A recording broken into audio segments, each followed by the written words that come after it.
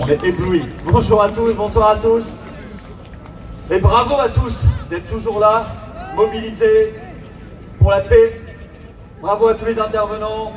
Et bravo à Marie de Blic de Villa, Philippe Murer et Laurent Henninger du mouvement politique citoyen, à Jacques Cheminade de Solidarité et Progrès, à nos amis de Apocalypse Non, Nathalie Cadiou, à Myriam Palomba bien sûr, à Régis Le Sommier, à Nicolas Mirkovic, à tous les organisateurs, à tous les bénévoles sans lesquels il n'y aurait pas de manifestation. Je crois qu'on peut les applaudir encore ce soir et se réjouir de cette dynamique de rassemblement.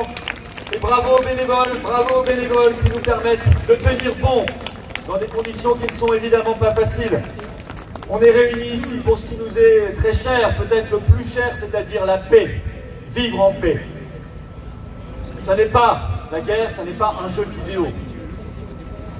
Ce n'est pas un jeu. La Troisième Guerre mondiale, si elle avait lieu par malheur, elle serait évidemment thermonucléaire. Et elle ferait paraître les deux premières pour des apéritifs, avec un risque de destruction évidemment de notre pays, destruction d'une partie de l'humanité même. Et puis comme toutes les guerres, son cortège de malheurs, de catastrophes, de misère, de morts, de drames. Nous nous battons ici, chers amis, ce jour, pour que cet apocalypse ne soit pas notre avenir. Nous nous battons ici pour que la paix soit notre avenir.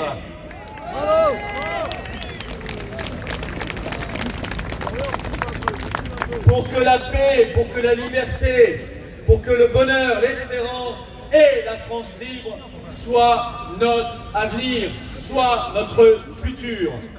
Et nous nous battons ici parce que nous nous sentons évidemment une responsabilité par rapport aux générations futures en nous disant que nous n'avons évidemment pas le droit de leur laisser la France et le monde dans cet état.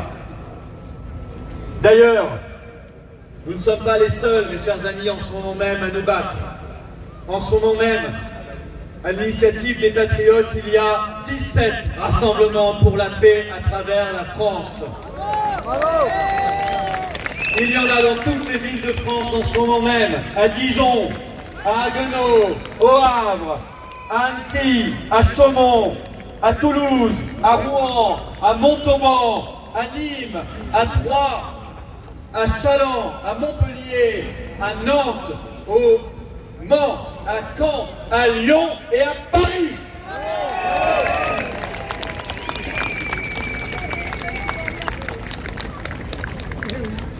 Vous le savez, les faucons, les fous de guerre ont depuis quelques jours, quelques semaines maintenant, un caillou dans leurs Rangers. Un gros caillou même. Et ce gros caillou, il s'appelle Donald Trump. Donald Trump, en effet, a fait campagne sur la paix. Et s'est fait élire sur la paix. Il va arrivé au pouvoir le 20 janvier 2025 avec un programme de paix. Et toutes les nominations qu'il a déjà annoncées le confirment. Ce sera la négociation de paix obligatoire pour tout le monde. Fini la guerre interminable, la guerre sans fin, sans cesse alimentée par ceux qui veulent absolument que le monde soit irrémédiablement divisé en deux, les gentils et les méchants. Le pseudo-monde libre, il paraît qu'on fait, nous, Français, partie du monde libre. Mais je n'ai pas tout à fait le sentiment que la France soit encore aujourd'hui un pays de liberté, pour être tout à fait clair avec vous. Liberté. Et il y aurait en face l'axe du mal. Ça suffit, ce scénario de Disney, ce film hollywoodien. On n'achète pas. Le monde est plus compliqué que ça. Nous ne voulons pas être condamnés à une guerre perpétuelle, mais nous voulons un dialogue constructif avec l'ensemble de l'humanité, avec toutes les puissances émergées et émergentes, notamment pour un pays comme la France qui est présent sur tous les océans, grâce à son formidable outre-mer et grâce à nos formidables compatriotes d'outre-mer qui sont des modèles de combativité et de résistance. Le dialogue constructif avec l'ensemble du monde serait une démarche particulièrement intelligente pour régler tous nos problèmes diplomatiques, énergétiques, économiques, migratoires, écologiques et aller vers un monde évidemment plus équilibré, plus agréable à vivre, un monde plus paisible, un monde plus beau. Donald Trump veut imposer cet agenda de paix, alors les faucons cherchent à précipiter la guerre. La troisième guerre mondiale, on le voit clairement depuis quelques jours. En quelques jours, l'état profond, je ne dis pas d'ailleurs Joe Biden, parce que je pense que ce pauvre Biden ne sait même pas très bien ce qui se passe autour de lui. Non, l'état profond, coup sur coup, a décidé en quelques jours d'autoriser l'Ukraine à frapper la Russie sur le sol russe avec des missiles longue portée, à réutiliser des mines antipersonnelles. Quelle folie et quelle ignominie! Et Macron, en bon toutou zélé de Washington, s'est empressé d'obéir à son maître en disant « on fera tout pareil ». Nous aussi, on autorise les missiles français à longue portée Scalp contre la Russie sur le sol russe. Mais lui veut aller plus loin. Et Le Monde a révélé cette semaine ce plan franco-britannique d'envoi de troupes françaises au sol en Ukraine. Mes chers amis, cette affaire est une affaire sérieuse. C'est évidemment la porte ouverte immédiate vers l'entrée de notre pays en guerre, et donc la guerre entre des puissances nucléaires, et donc la guerre mondiale et le chaos total. Mais n'est-ce pas le chaos que cherchent en permanence ceux qui nous dirigent, la preuve par toutes les décisions qu'ils prennent, et ceux qui veulent nous imposer cet agenda de guerre dans les bureaux de Washington, de Bruxelles et de Paris. Nous ne sommes pas des gens du chaos, nous sommes des gens de paix, nous ne sommes pas des gens du mondialisme, nous sommes des gens de la France libre. Et donc nous voulons la France libre et la paix. Notre réponse est ici claire et nette, précise et massive. Dehors les faucons! Dehors les faucons!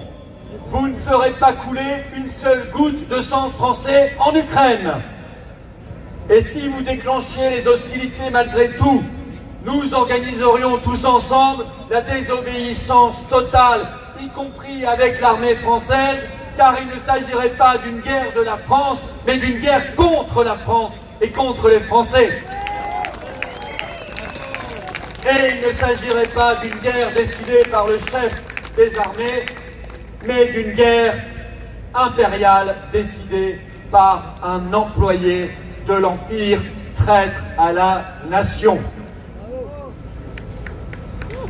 Déjà, nous voyons beaucoup de off, comme on dit, de propos anonymes dans la presse, de militaires dire qu'ils ne sont pas du tout d'accord avec cette guerre et cette perspective d'envoyer des troupes au sol. Il faudra que tout le monde se réveille le moment venu, si nécessaire, mais on espère d'abord une seule chose, c'est que ce moment n'arrive pas et qu'on ne soit pas obligé d'en arriver là, parce que nous allons imposer l'agenda raisonnable, l'agenda de sagesse, l'agenda de la paix. Dès lors, comment se fait-il qu'il y ait encore aujourd'hui des députés qui hésitent à voter dans quelques jours une motion de censure? Veulent-ils garder Jean-Noël Barrot, le ministre des Affaires étrangères, brillantissime, aussi brillant que son prédécesseur, M. Séjourné, celui qui veut envoyer des troupes en Ukraine? Est-ce qu'ils veulent garder M. Barnier, Premier ministre, l'homme qui a organisé la trahison de Lisbonne? Est-ce qu'ils veulent garder Emmanuel Macron? Alors qu'on sait que s'il y a une motion de censure, il sera soumis à une pression terrible pour présenter sa démission. Et nous serons là, nous, pour l'exiger. Et quand il sera parti, mes chers amis, ensemble, on s'amourra le champagne.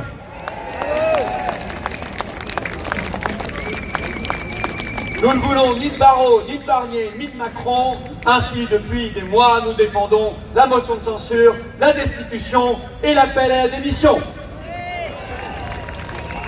Choisissez le chemin que vous voulez, peu importe, mais partez, et partez tous. Et ça vaut aussi pour Ursula von der Leyen. L'Union européenne ne cesse depuis le début de cette affaire de mettre de l'huile sur le feu, sur le feu du conflit.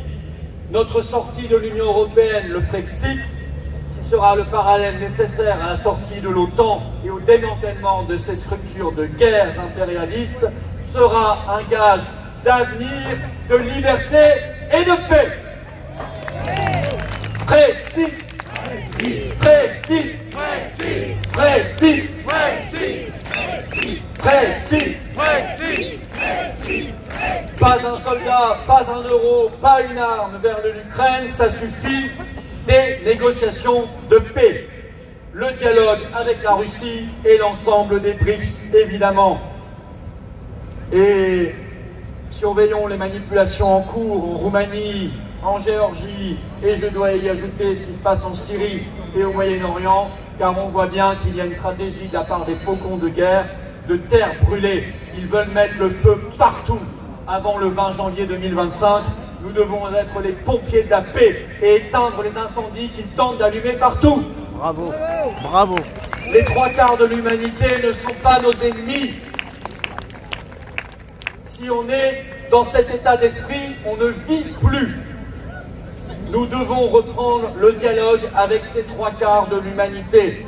La France libre sera la puissance du dialogue et de la paix. La France libre sera la puissance de ceux qui veulent bâtir un monde heureux. Vive la liberté, vive la résistance, vive la paix et vive la France libre.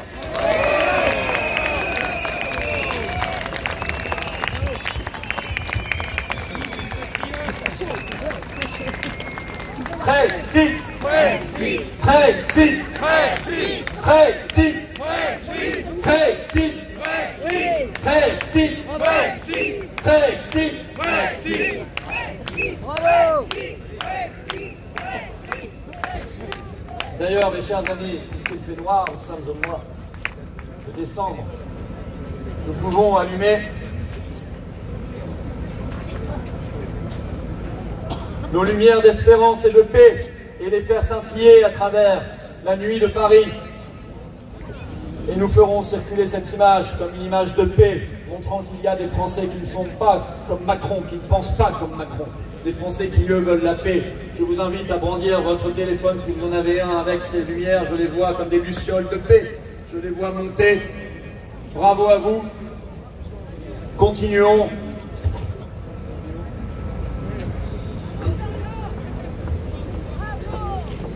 Et nous allons évidemment, tous ensemble, chanter notre hymne national. Allons.